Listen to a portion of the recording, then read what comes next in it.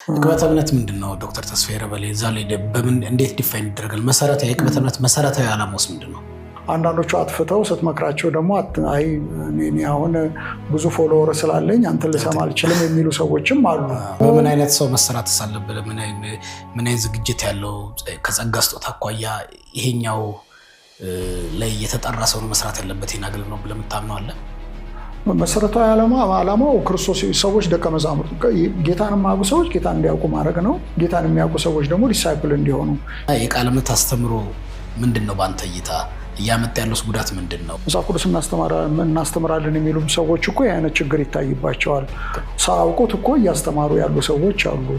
ልክ ሳያውቁ እናቅብን የሚሉ ሰዎች እንዳሉ ሁሉ ሳያውቁ እናስተምርም የሚሉ አሉ። ሳያውቁ እንዘምርም የሚሉ ሰዎች አሉ።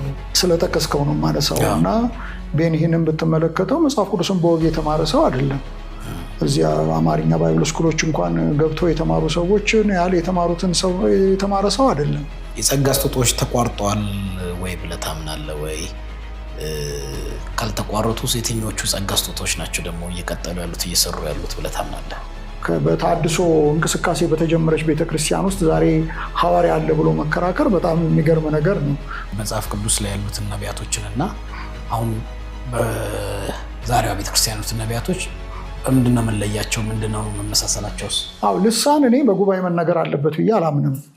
ስለዚህ በጉባኤ አትናገሩ ብለዋል። ከጳውሎስ በላይ በጣም መንፈሳዊ መሆን አይኖርብንም እኮ። መቃተት ስላልከኝ ነው እኮ ቅድም ትናገራለህ አንተ እንዲሁ በግል ላይ ባመጣ እኔ ልሳን እናገራለሁ። ኦኬ፣ እኛ ያለን ፕራክቲስ ማለት ነው። ልክ ነው። ከድነት አኳያ አንዱን የጠፋ አንዱን ቶታሊ ክርስቲያን ኮመን ነገር ያለን ሁላ በማይመስል መልኩ ነው የሚቀርበው። በእኛም በኩል መድረኮቻችን ላይ እንደዛ ነው። ኦርቶዶክሳውያን ቶታሊ የጠፉ ስም የሚለውን ነው። ስም የሚለው ነጠላ ስለሆነ አብ ወልድ መንፈስ ቅዱስ አንድ ፐርሰንን ነው የሚያመለክተው የሚል ነው። መጽሐፍ ቅዱሳችን ውስጥ ግን ስም የሚለው ቃል ብዙ ነገሮችን ወክሎ የገባበት አግባብ አለ። የኢትዮጵያ ወንጌላውያን ቤተክርስቲያን ውስጥ ካሉ አደገኛ ትምህርቶች፣ ልምምዶች ውስጥ ሊስት አድርግ ብለው የተወሰኑት ሊስት የምታደርጋቸው የትኞቹን ናቸው?